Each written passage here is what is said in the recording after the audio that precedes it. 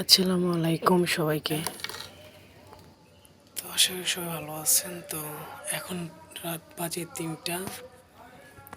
তো 3টার সময় উঠে আমি তো সে করার জন্য ভাত তৈরি করতেছি। তো জাস্ট আমি অনেক একা, বা এখানে আর কেউ নেই, মানে আশেপাশে মানে কেউ নেই। তো এটা তো দেখতে পারতেছেনই, এটা হচ্ছে রাস্তা। মানে এখন মানে একটা মানুষও নেই, মানে এই 3টার সময় কে থাকবে? কেউ নেই, জাস্ট আমি একা একা। তো এত রাত্রে ওঠারও কিন্তু অনেক রিস্কের কথা। তো কী করবো, রমজান মাস,